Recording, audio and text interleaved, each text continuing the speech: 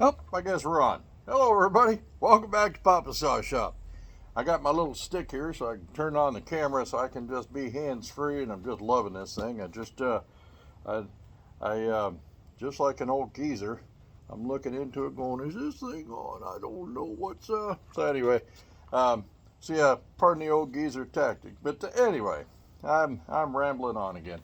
Um, so anyway, today's my day off, so I got the old shorts on today, just waiting for the grandkids to come over, and I got up this morning and I got an email from I'm horrible with names, James out in Ohio, and he ordered he ordered up one of our MS200 duplicate saws, and so I told him I was working on one, and so when I got it done, I would send him a video and let him and the rest of you see just how they look and how they run and all that kind of stuff. I don't have any wood or anything out here to cut, and I'll start this thing in a little bit. But um, so anyway, a little bit about these. Somebody out cutting over around the corner here. A little bit about these duplicate saws. So, like I was saying before, um, there the whole difference in these duplicate saws, um, as far as for what I can see, um, there is a little bit of difference in the plastics.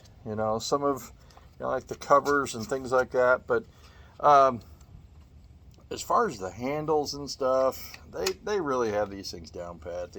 The the only thing that I really noticed, and I think I mentioned this in the last video, is this handle. This brake handle right here is they still don't quite have that, and especially in the bigger saws, they just don't have it yet.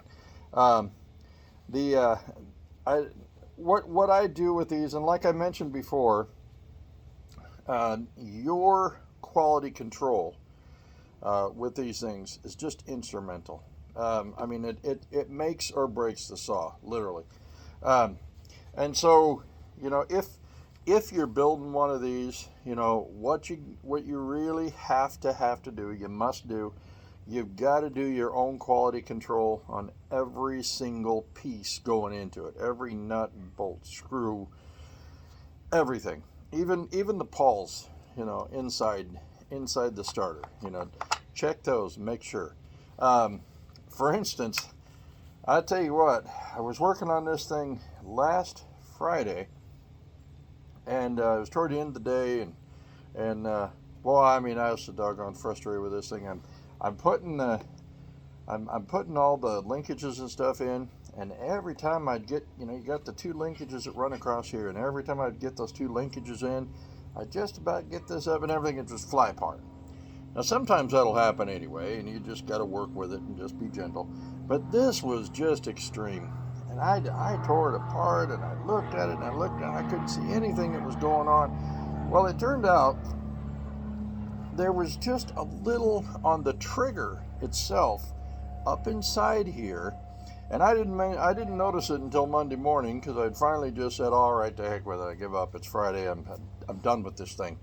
Um, but I noticed it Monday morning that there was just a little tiny piece of plastic that just in where they made it, that just needed to be snapped off. And I mean, it took me 2 seconds. I just, like, just pluck, just like that, plucked it off with my fingernail. Everything fit fine. It was perfect. So even down to the very minute things, you really, really just gotta, really, really look at everything. I can't stress that enough. Um, the other things I mentioned before, um, is the assembly screws. Um, don't don't ever use those assembly screws that they give in the packet.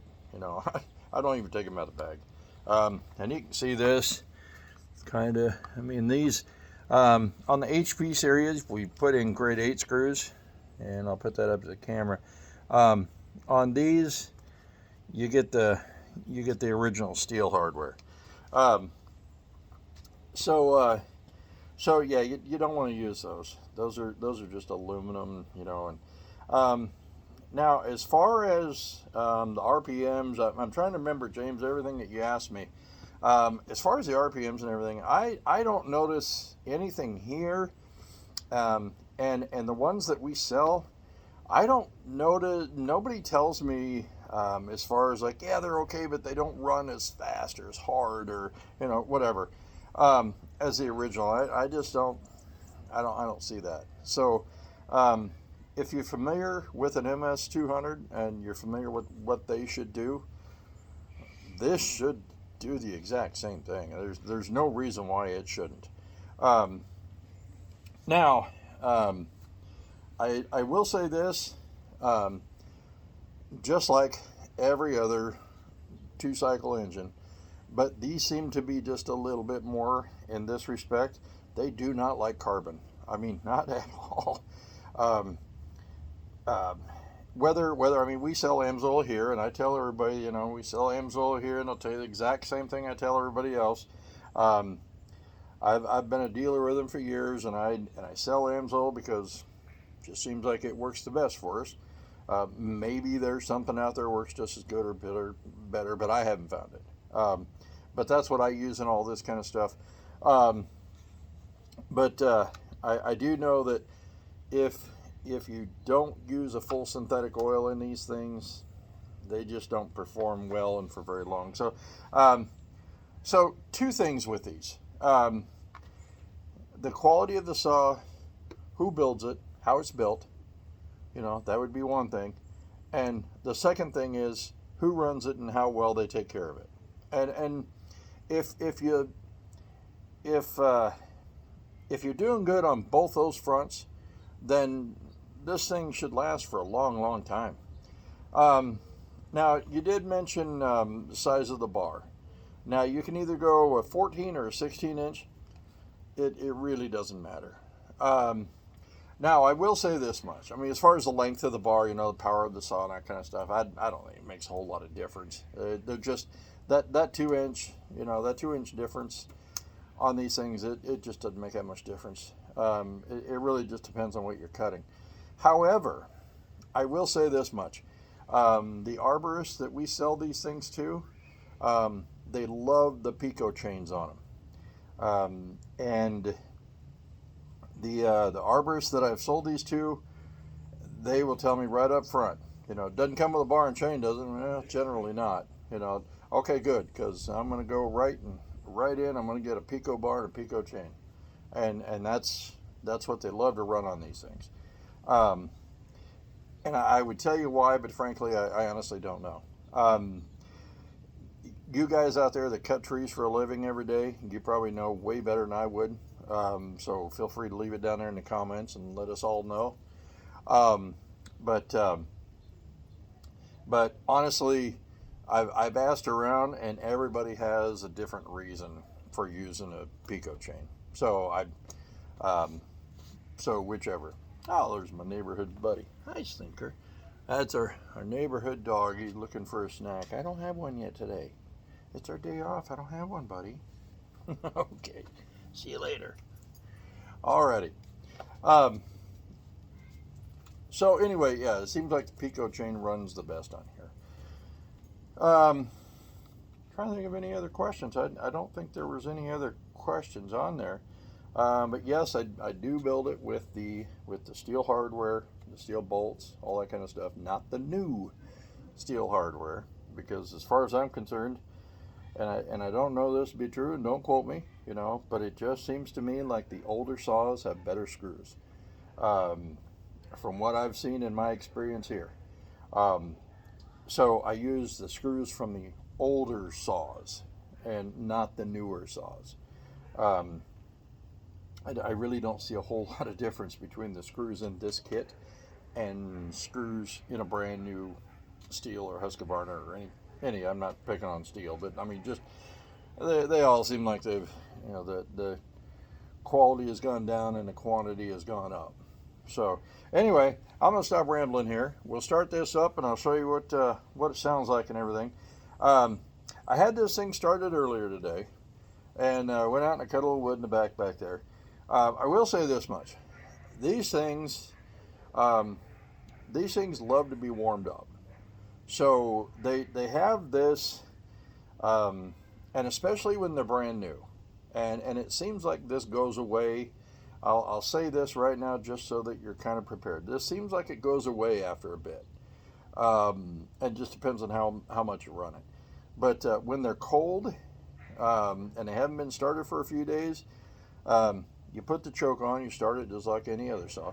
Um, but they just don't like to just, once you get it to the on position from the choke, turn it to the on position. They just don't like to just take off and go to work. They want to sit and kind of idle for a minute, maybe two, Just give it a couple minutes. If you try to take off with it right off the bat, it's going to go buh, buh, buh, buh. And they all seem to do that. If I had to guess why exactly that happens, I would say it's just because the bearings and everything are all brand new in there, and it just takes a little bit for all that stuff to kind of get worn into place. And it very well could be just a new carb adjustment. Everything is obviously adjusted the best we can get it here, and the best my 30 plus years of experience will allow me to adjust a carburetor. But I normally recommend that people, now if you're a long ways away or whatever, of course, the guy that's buying the next one of these out there in Ohio, James there, he's, of course, he can't just bring it out here to the Northwest and have me adjust it. But I always recommend that people run it up, a month or two, and then, give that low side a little bit of an adjustment. If you ever wonder, hey, how do I adjust these? Run over to www.papashop01.com. Go down there, that little icon I'm always talking about, and down there on the right hand side, it goes directly to me, and I'll walk you through the whole thing. Either that, or you can leave a comment down below, and either myself or somebody else is watching these videos, they can kind of walk you through it. So, but anyway, without further ado, let's start this girl up and see what she sounds like. Go.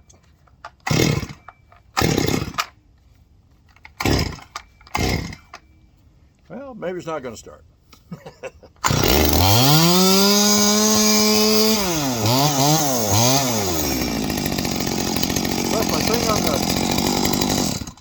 Left my finger on the throttle up there position. Let's try it again. That's better. I hear that little bogging down right there? That's what it'll do when it's not all the way warmed up. Now once it warms up, let's give it just a second here. I'm going to stick with you here, and I'll kind of show you how that pops out of it. It's kind of important to watch.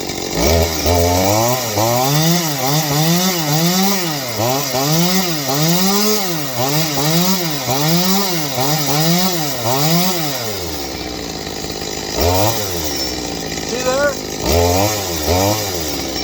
It's getting snappier already.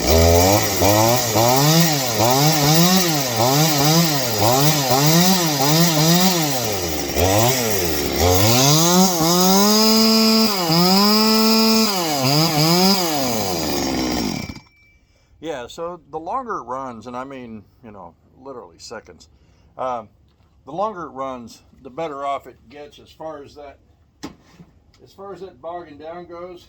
And I don't know if you can hear it so much from there, but standing here and running it, it really does sound like it's just the internals, just kind of moving into place in there. And but I do know that, let me move this just a little bit here so it doesn't fall down. But I have asked guys about that, because that's concerning for me, that it just, when it leaves the shop at first, I hear that, and it's not a big deal, but it's just, it doesn't seem perfect to me, and I'm kind of a perfectionist when it comes to this kind of stuff. But guys will tell me, oh shoot, once we get it out and put it to work, it just goes away. We don't even notice it. Forgot all about what you said about that. Um, so anyway, let me get you up here so I'm not talking down to you. So anyhow, I guess that's about all we got on that one there. I do want to mention, well, that sun's hitting me right in the face. There it is. So I do want to mention that if you've ordered an old goat saw and you're still waiting for it, you say, boy, that seems like it's taking a while to get an old goat saw, and these things just zip right out of the factory here. And the reason for that is because there's not really, to be quite frank, I mean, the price difference between a duplicate saw and an old goat saw is nearly twice. It's nearly twice the cost, and there's a reason for that. These duplicate saws, I pretty much have this thing down pat, as far as build them and all that kind of stuff. But there's no these duplicate saws. I mean, we build them, I run them, I adjust them, get them out the best I can, and and they're pretty quick turnaround, just because of that.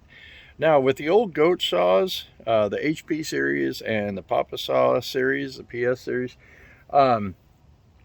with those there's some fabrication work that goes with it. There's fabricating of the engine block itself. There's fabrication of the cylinder head. There's fabrication for the diamond plating that goes underneath of it. I mean, there's a huge amount of fabrication that goes into those. And once those are built, besides all the fabrication and the special nuts and bolts and the grade 8 screws and the everything else. I mean, this video is not really about Papa saws, about old goat saws, but once those are built, then they go out in the field for a while, and we have an arborist company here that takes them out and they try them out and they run them, and if anything is going to come loose or fall off or whatever, they take them out and run them for, depending on the saw, 2 weeks, a month, maybe a couple months. If they have any issues with it, they bring it in, I fix it, it goes right back out to them, because once those go to you, I don't want any issues. If there's an issue, then somebody didn't test it out in the field, or I didn't notice it or something, but they go through a rigorous testing process. And these duplicate saws, they really don't. You know what you're getting. I tell you what you're getting. We build it. I get it the best, run it the best we can, and then out the door. And it is a duplicate saw. It is not an old goat saw. It is not a OEM saw. It is a duplicate saw. And I always want to make sure that that's clear to everybody. For good or bad, it's not an OEM, and for good or bad, it's not an old goat saw. They are their own monster. But I mean, they're still built with. I'm very proud to say that even the duplicate saws are built with the highest quality in mind, and I do everything I can, to make sure that these are top quality saws. But my point is that I hope I'm getting across here is that they are not an old goat saw, and because an old goat saw is the premier of saws, and they are built to last longer and get put through far more abuse than what this little guy is, then it does take much longer. And I really do appreciate the patience that all of you have when you order these old goat saws. I heard a steel dealer the other day telling me that right now, if you order a 500i, there's about a 17-month wait period.